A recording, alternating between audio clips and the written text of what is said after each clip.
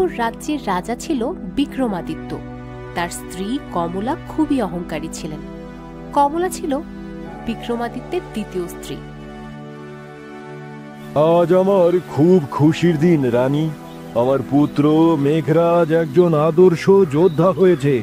খুব তাড়াতাড়ি আমি আমার রাজ্যের সব ক্ষমতা ওকে প্রদান করব। এ কখনো হতে পারে না মহারাজ। আপনার পুত্র কেন এই রাজ্যের রাজা হবে? তাহলে আমার পুত্রের কি হবে? তুমি আবার বাজে কথা বলা শুরু করলে। তোমাকে কতবার বলেছি তুমি মেঘরাজকে নিজের ছেলের জায়গায় বসাও। আপনার পুত্র কখনোই আমার পুত্র না মহারাজ। সে আমার সৎ ছেলে, আর সতীনের ছেলে কখনোই আপন হতে পারে না। হে ঈশ্বর, আমার প্রথম স্ত্রী মারা যাওয়ার পর আমি কত আশা করে তোমাকে বিয়ে করেছিলাম। আমি ভেবেছিলাম তুমি আমার ছেলেকে নিজের ছেলের জায়গা দেবে। তুমি একটা দিনের জন্য ওর মা হতে পারোনি। হ্যাঁ মহারাজ, আমি আপনার ছেলের মা হতে পারিনি। আমি যদি সারাদিন আপনার ছেলেকে নিয়ে ভাবি, তাহলে আমার ছেলেটার কি হবে?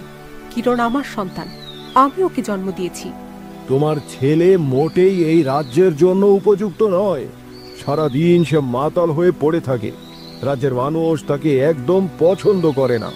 নিজের ছেলে বলে পরিচয় দিতেও আমার ওকে ঘেন্না করে। আর যাই হোক মহারাজ, দয়া করে আমার ছেলের সম্পর্কে কোনো বাজে কথা বলবেন না। আমার ছেলের মাতাল হতে পারে, কিন্তু আপনার ছেলেও দেখতে একদমই কুৎসিত। এমন কৃষ্ণ গায়ের রং এ রাজ্যে আর কারো নেই। গায়ের রংটাই সব নয়। ও কালো হতে পারে, কিন্তু ওর মন স্বচ্ছ, পানির মতোই পরিষ্কার। আমি চাই মেঘরাজ এই রাজ্যের রাজা হবে। আপনি যদি আপনার ছেলেকে এই রাজ্যের রাজা হিসেবে ঘোষণা করেন, তাহলে আমি গলায় দড়ি দিয়ে মরব, এই বলে রাখলাম।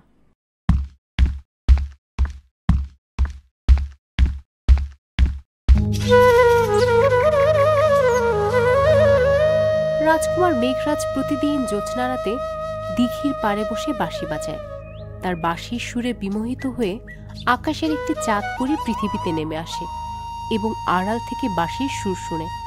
একদিন চাঁদপরি তার সামনে এসে দাঁড়ালো এবং বলল, আহ, কত সুন্দর বাঁশি বাজাও তুমি। তোমার বাঁশির সুরে আমি একেবারে বিমোহিত হয়ে গেছি রাজকুমার। কে কথা বলছে? এই গভীর রাতে এই দিঘির পাড়ে কে দাঁড়িয়ে আছে? ভয় পেও না রাজকুমার, আমি তোমার কোনো ক্ষতি করতে আসিনি। আমি হলাম চাঁদপরি। কি চাই তোমার?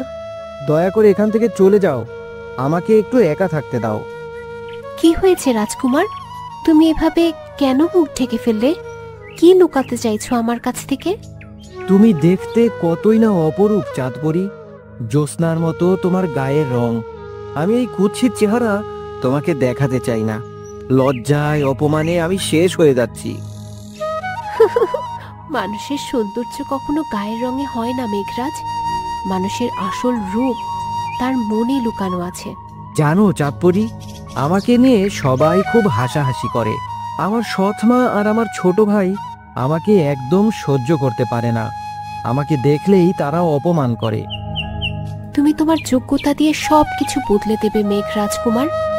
তুমি প্রমাণ করবে গায়ের রং আর বাহ্যিক সৌন্দর্য সব নয়, যোগ্যতাটাই আসল। আজকে থেকে আমি তোমার বন্ধু। তোমার সব বিপদে আপদে আমি এগিয়ে আসব। সত্যি সত্যি তুমি আমার বন্ধু হবে? জানো, এর আগে কেউ আমাকে এত ভালোবাসেনি। হ্যাঁ মেঘ রাজকুমার, এখন থেকে তুমি আর আমি দুজন হলাম বন্ধু। আজ তবে চলি, ভোর হয়ে যাচ্ছে। আগামীকাল এই দিঘির পাড়ে তোমার সাথে আবার আমার দেখা হবে।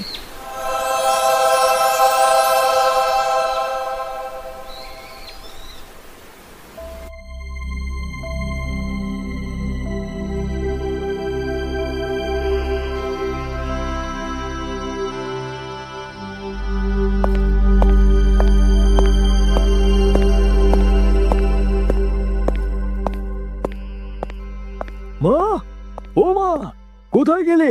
আমাকে তাড়াতাড়ি কিছু পয়সা দাও। সারাদিন শুধু এই দাও সেই দাও, এটা চাই সেটা চাই, এটা করেই তুমি একেবারে উচ্ছন্নে গেছো। আমি মেঘরাজ কুমারের মতো বোকা নই। দয়া করে আমার কানের মাথা খেও না। আমি আমার বন্ধু বান্ধবদের সাথে ঘুরে বেড়াবো। আমার টাকা প্রয়োজন। ঘুরে বেড়াতে বেড়াতেই তোমার সবকিছু একদিন শেষ হয়ে যাবে। কোনো খবর কি রেখেছো? তোমার সৎ ভাইকে তোমার বাবা এই রাজ্যের রাজা হিসেবে ঘোষণা করতে চলেছে। হাসালে মা, হাসালে। তুমি কি করে ভাবলে আমি বেঁচে থাকতে ওই মেঘরাজ এই রাজ্যের রাজা হবে? তাছাড়া এমন কুৎসিত রাজাকে রাজ্যের প্রজারা কেউ মেনে নেবে না। রাজ্যের কোনো খবরই তুমি রাখো না কিরণ। তুমি এটাও জানো না যে রাজ্যের প্রজারা তোমাকে নয়, মেঘরাজকে অনেক পছন্দ করে। সে দেখতে কুৎসিত হতে পারে, কিন্তু সে মানুষ হিসেবে অনেক ন্যায়পরায়ণ। কি ব্যাপার মা, সব ছেলের জন্য তোমার দরদ আজকাল দেখি একেবারে উথলে উঠছে। আমি যা বলছি সত্য বলছি। যেভাবেই হোক মেঘরাজকে আমাদের পথ থেকে সরিয়ে দিতে হবে। তাই আমি একটা সিদ্ধান্ত নিয়েছি। সিদ্ধান্ত? কিসের সিদ্ধান্ত? কই, আমাকে তো আগে কিছু বলনি। আগে বলিনি, তবে এখন বলবো।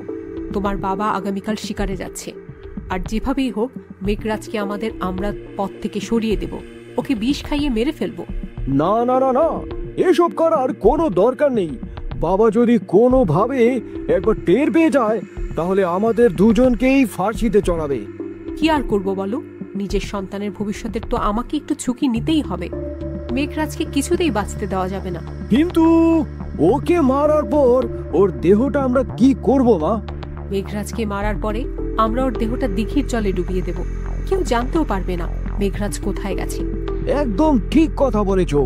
ওকে আমরা জলে ডুবিয়ে দেব, কেউ জানতেও পারবে না যে ও মারা গেছে। ঠিক আছে, এখন এখান থেকে কেটে পড়ো। কথায় বলে না, দেয়ালেরও কান আছে, যেন কিছু না জানতে পারে।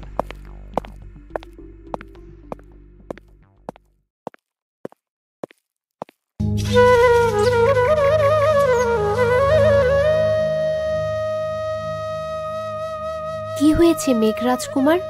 তোমাকে এত বিষণ্ণ দেখাচ্ছে কেন? এখন তো তোমার খুশির দিন, তুমি নতুন রাজা হতে চলেছ। কিন্তু আমি তো এসব চাইনি চাঁদপরি। আমি শুধুমাত্র একটা পরিবার চেয়েছিলাম, বাবা মায়ের ভালোবাসা চেয়েছিলাম। আমার মা তোমাকে ভালোবাসে না তাতে কি হয়েছে? আমি তোমাকে ভালোবাসতে চাই মেঘরাজ কুমার। তুমি আমার সাথে চাঁদের দেশে চলো, সেখানে আমরা একসাথে সংসার করব। সত্যি বলতে আমিও তোমাকে ভালোবেসে ফেলেছি, কিন্তু আমার রাজ্য আর রাজ্যের মানুষজনকে রেখে আমি কি করে তোমার সাথে যাই বলো তো? এই যে এতদিন তোমার সাথে আমি বন্ধুত্ব রেখেছি, আমি ভেবেছিলাম তুমি আর আমি বিয়ে করব। কিন্তু তা কি করে সম্ভব? তুমি হলে আকাশের পরী, কত সৌন্দর্য তোমার, আর আমি হলাম সামান্য একজন রাজকুমার। তোমার আমার ঘর কখনোই সম্ভব নয়। ঠিকই বলেছ রাজকুমার, কিন্তু আমি তোমার জন্য সব সময় অপেক্ষা করব। তবে যাই এখন, সূর্য উদয়ের সময় হয়ে গেছে।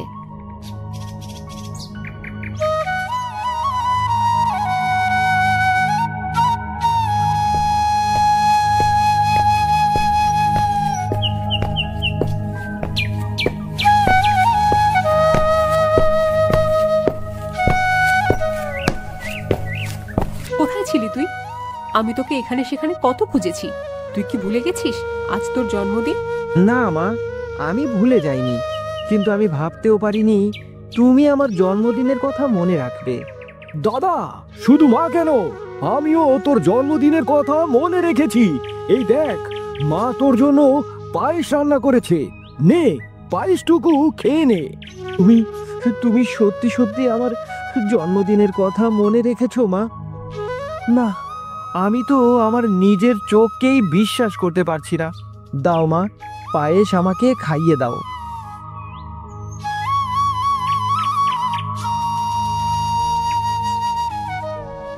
মা, ও মা, তোমার পায়েস খেয়ে আমার গলাটা এমন জ্বলছে কেন মা? তার মানে কি তুমি এই পায়েসে বিষ মিশিয়েছো? বোকা ছেলে, তুই কি করে ভাবলি যে আমি তোকে আদর করে পায়েস রান্না করে খাওয়াবো? আজকে তোর জীবনের শেষ দিন, আর তোর মৃত্যুর পর আমার ছেলে হবে রাজ্যের রাজা।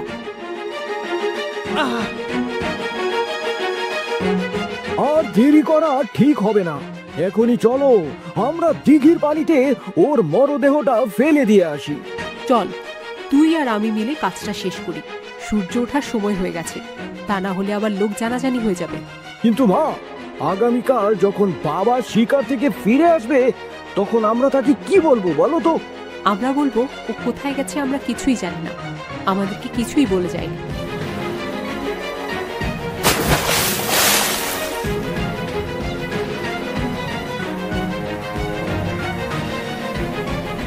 না না, এই কিছুতেই হতে পারে না। আমি তোমাকে কিছুতেই মরতে দেব না। আমি এখনই তোমাকে দিঘি থেকে তুলে আনছি।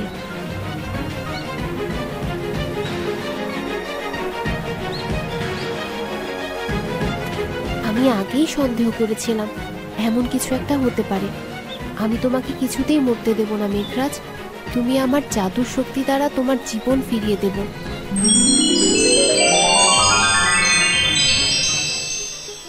আমি আমি কোথায়? আমি কি করে বেঁচে গেছি? আমার সৎ মা তো আমাকে মেরে ফেলেছিল। মেঘরাজ, আমি তোমার জীবন বাঁচিয়েছি। তোমার সৎ মা আর ছোট ভাই কিরণ তোমাকে মেরে এই দিঘির জলে ভাসিয়ে দিয়েছিল। আমি সেখান থেকে তোমাকে উদ্ধার করে আবার নতুন জীবন দিয়েছি। আজ যদি তুমি না থাকতে তাহলে কি যে হতো চাঁদপরি। তোমাকে ধন্যবাদ দেওয়ার মতো ভাষা আমার জানা নেই। আমি তোমাকে ভালোবাসি মেঘরাজ। ধন্যবাদ দিয়ে আমাকে ছোট করো না। একটু পর তোমার বাবা এই সিংহাসনে বসবেন, আর সেখানে আমরা দুজন গিয়ে সব সত্যিটা খুলে বলবো। আমি কিচ্ছু শুনতে চাই না। যেখান থেকে পারো আমার ছেলেকে তোমরা ফিরিয়ে আনো। আপনি কেন বুঝতে চাইছেন না মহারাজ? আপনার ছেলে এই দায়িত্ব নিতে অক্ষম, আর তাই তো সে ভয়ে রাজ্য ছেড়ে পালিয়েছে। দাদা কখনো রাজা হওয়ার যোগ্যই ছিল না বাবা, আর তাই সিংহাসনের দায়িত্ব তুমি আমাকেই বুঝিয়ে দাও। আরে আমার মা মরা ছেলেটাকে তোমরা নিশ্চয়ই কিছু একটা করেছো। ও দায়িত্ব ছেড়ে পালিয়ে যাওয়ার ছেলে নয়।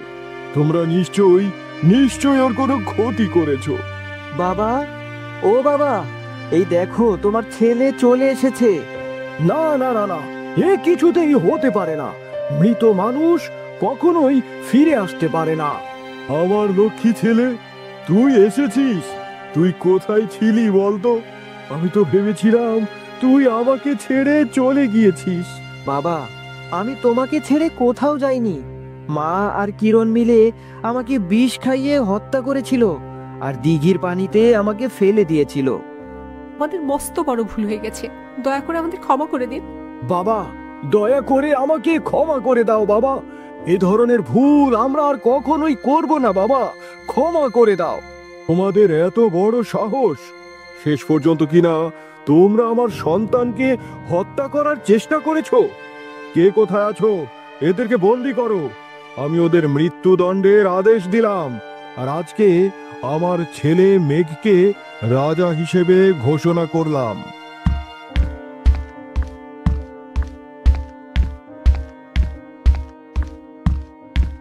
দয়া করে আমাকে অনুমতি দিন। আমাকে এবার ফিরতে হবে। কোথায় যাচ্ছ মা তুমি? আমার ছেলের প্রাণ বাঁচিয়েছো। আমি তো এমনিতেই তোমাকে যেতে দেব না। আজ থেকে আমি তোমাকে এই রাজ্যের রানী হিসেবে ঘোষণা করলাম। মেঘরাজের সাথে আমি তোমাকে বিয়ে দেব। এরপর মেঘরাজের সাথে চাঁদপুরীর ধুমধাম করে বিয়ে হয়ে গেল এবং তারা সুখে শান্তিতে সংসার করতে লাগলো। তো বন্ধুরা, আজকের গল্পটি তোমাদের কেমন লাগলো অবশ্যই কমেন্টস করে জানাবে, আর গল্পটিতে একটি লাইক দিতে ভুলো না যেন, আর সাবস্ক্রাইব করে আমাদের চ্যানেলের সাথেই থাকো।